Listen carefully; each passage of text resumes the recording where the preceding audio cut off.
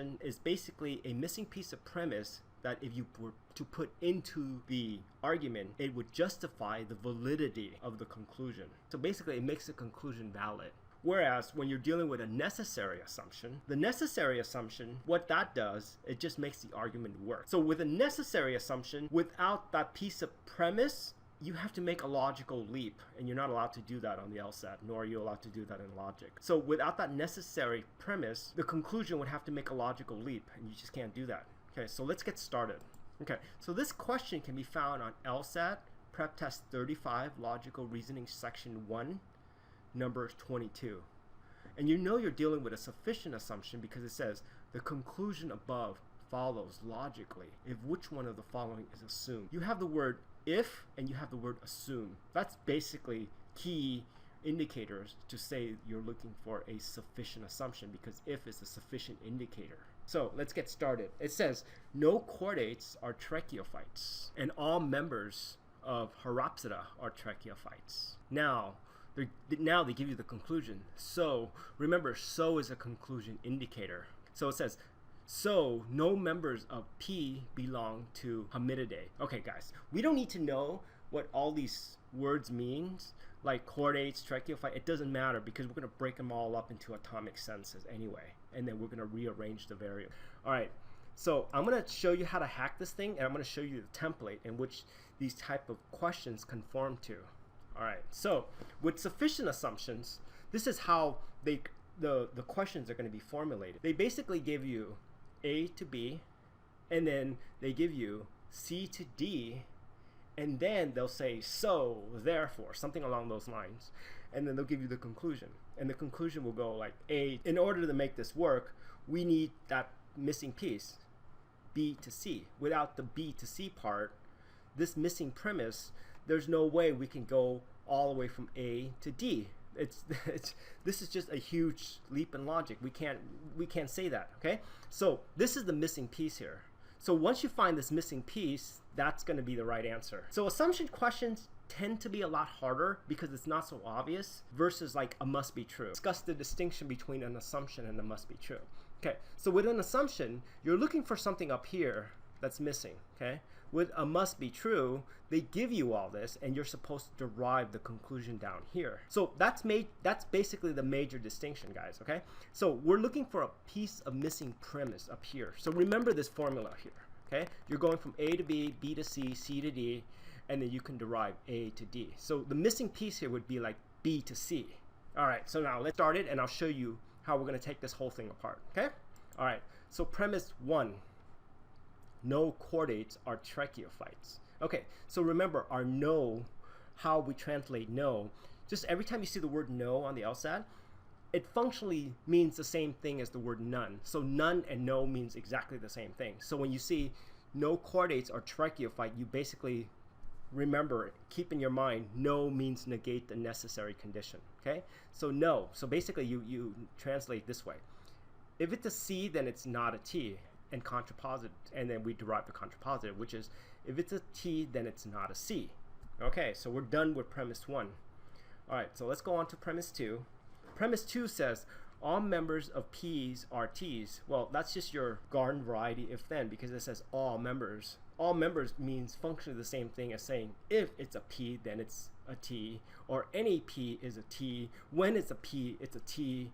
They all mean the same thing logically. We can say P to T, and then the contrapositive would be not T, not P. All right, so now let's put them together and let's see what we have. Now they give you the conclusion. They say, so no members of P belong to the family. So out of nowhere, they throw this conclusion at you. They tell you P, then not H. Remember, no means negate necessary, right? So if you have P, then you have no H. And then of course the contrapositive is the same thing, which is if you have an H, then you do not have a P. All right, so let's see what we can. So now is the time where we're supposed to like chain things together, and let's see what kind of conclusions we can draw. So we can go C to not T to not P, okay? And of course we can also say the opposite, which is P to T and T to not C. All right. However, there's still a missing piece of premise here that's missing. We need to put that in here in order to prove P to not H. So let's see what's missing here. All right, so we're looking for the B to C part, guys, okay? This is missing here. We need to, because right now they give you A to B and C to D. We're still missing the B to C part, because without this, there's no way we can get to the promised land. There's no way we can get to A to D. So let's see what we have here now. All right, so now we're gonna start chaining things together, and let's see what we have. So it looks like we can go from C to not T, and not T we can interact with premise 3 over here, which is not T to not P, right? So that's what we have over here. So we can say C and not T to not P.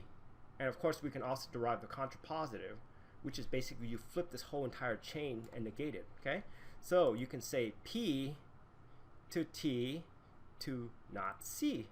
All right, so let's see what's missing here. Well, in order for us to justify this conclusion and say P to not H, we have to basically hook on this piece of premise, okay, which is H to C, because if you have H to C, then you can go from H to not P, and that's the transitive property, and that's how you prove your conclusion, right? And vice versa, if you have P, then you can go all the way to not H. Okay, guys? So now, let's take a look here. What's missing up here would be this piece of premise here, H to C, and of course vice versa, not C, then not H.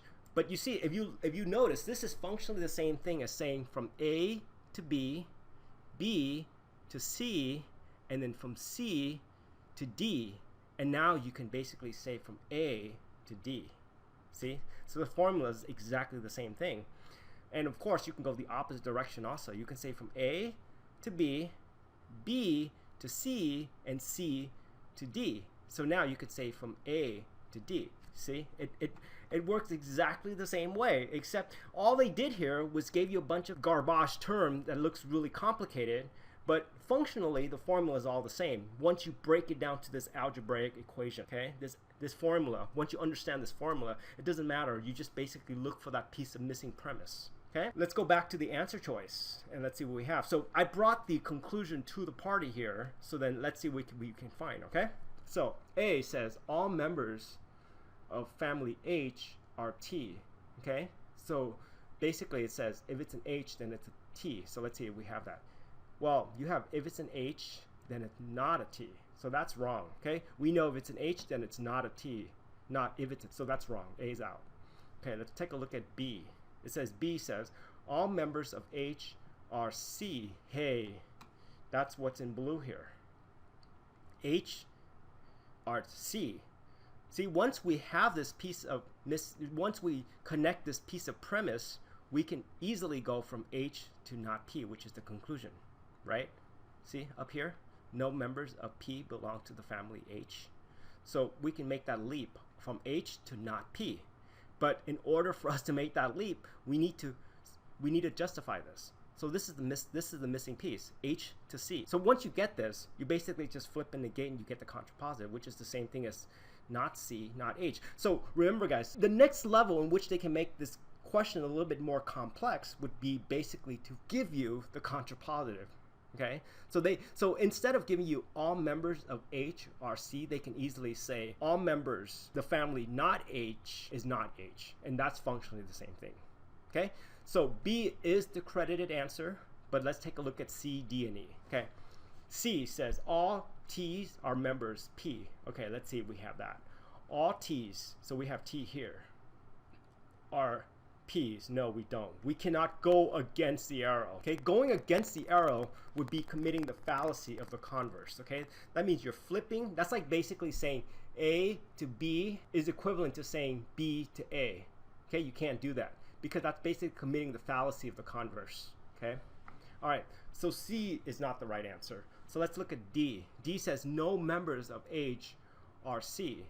Okay, so remember, no means negate the necessary. So that means H, then not C. Okay, let's see. If you have H, then you have a C, not that you do not have a C. Okay, so this is wrong. All right, let's look at E. No C are members P. So again, no, negate the necessary. So basically you have here C, then not P. Okay, So you're looking for C, then not P. Let's say we have that. C, then not P. You do have that, but that's not the missing piece of premise. See that? That's given to us. So the piece of premise that we're actually looking for is the H to C, and the vice versa, which is the contrapositive. Not C, not H. Okay, guys. So that's basically how you do this, okay? I know this question's a little bit convoluted, but once we do enough of these, you'll get it, okay? So now let's go into the 5-step process on how we basically tackle these types of sufficient assumptions, okay? So step 1, spend about 10 seconds to do this. Not too long, okay? You need to first ascertain if you're dealing with a sufficient or a necessary. That's really important, because sufficient basically is a valid deductive type argument. A necessary just means that you're looking for something that is necessary to make the argument just works, okay? So distinguish whether you're dealing with a sufficient assumption or a necessary assumption. Step 2, look for those logical operators. Remember, we have to look for the logical connectives and have a strategy, which I'll cover in other tutorial on how to deal with the different translation of the different logical operators. Okay, so that's step 2. Step 3 would be to isolate and find the conclusion and the premises. Okay, so you want to separate those out. Okay. Step 4, you want to put it into a standard form. So WFF basically just means a well-formed formula. So you want to put it into like a standard form so it's much easier to read.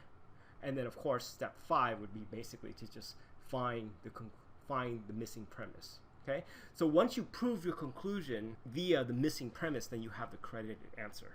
Okay. So good job, and I'll see you guys next time. All right. So don't forget to like, share, and comment, and I'll see you guys next time. Thank you.